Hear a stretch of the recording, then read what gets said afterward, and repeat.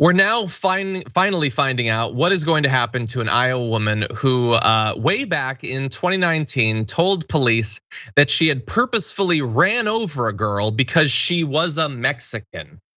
She pleaded guilty recently to federal hate crime charges. She had apparently been involved in the immediate run-up to that attack in 3 separate racist incidents back in the month of December 2019. So let's run through a few of those. Footage from the Des Moines Police Department shows this is Nicole Poole Franklin intentionally ran over the leg of a 12-year-old boy who was black and fled.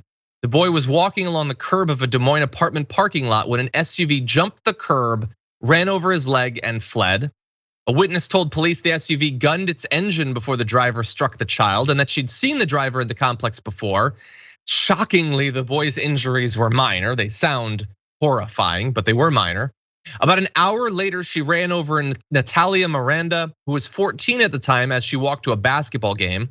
This was the incident that made national headlines because upon her arrest, Poole Franklin told police she hit the girl because she was a Mexican. Poole Franklin then, quote, made a series of derogatory statements about Latinos.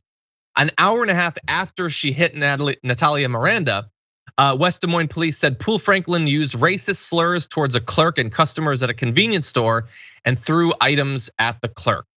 She pleaded guilty to 2 federal hate crime charges back in April and was sentenced to 304 months by a federal judge. This sentence will run concurrent to a 17.5-year sentence that Franklin received April 19th on related state charges of attempted murder. And so she could be spending effectively something like 25 years in prison for what isn't just a hate crime, but it is a rampage of hate crimes. Yeah. Bridget, what are your thoughts? It's a rampage of hate crimes against babies, children. I mean, that boy was just 12 years old. And I think it's not a surprise to me that her ire was focused on our kids, like I think that's terrifying what she did. And I also think it really does go back to this idea of things like hate speech, things like identity-based hate and attacks. These things may start online, but they almost never stay online. And so, it's not a very difficult line for me to draw from the kinds of, very hateful rhetoric that we see from folks like Donald Trump and folks on the extreme right, and things that fester online with this kind of, in real life rampage of hate. So it really is. My heart goes out to all the kids and folks that she attacked. Yeah, I mean, look, thankfully the boy was lucky enough to get out with just minor injuries, but I mean, those are the physical ones. I can't really imagine. I could try to imagine. What would you think for the rest of your life? Like, are you gonna feel comfortable walking on the side of the road? What are you gonna think about traffic? Are you gonna wanna live in dense urban areas where there's a lot of like road noise? Like, how traumatized could you be wondering if some crazed racist is just gonna throw their vehicle onto a sidewalk to try to kill you?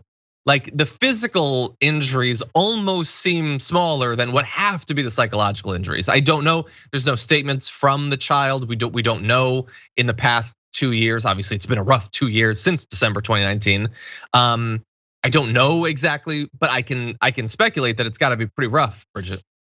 Oh yeah, I as I said, my heart breaks for these kids. And again, I think it goes to show what happens when we tolerate and amplify and platform hate and really try to legitimize it. I think that it's not surprising to me that this happened. And I think until we get a handle on things like that, I wouldn't be surprised to see more of these kinds of attacks. And I think it really just goes to show the real danger inherent in this kind of thinking. Yeah.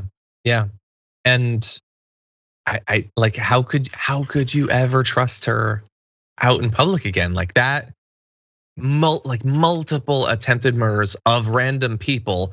Like, look, there's a lot of scary types of crime, obviously, but someone who just wants to go around killing random people they find, I don't know, feels to me like one of the scariest.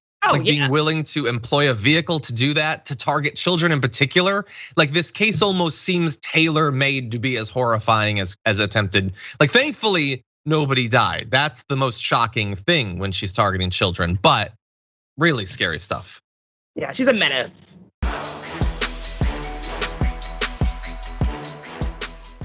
For more political news breakdowns, interviews, stories of activism, and me trying my hardest to care about the occasional big celebrity news story, subscribe to our YouTube channel at youtube.com/thedamagereport. And you can ring the bell wherever it is so you don't miss anything.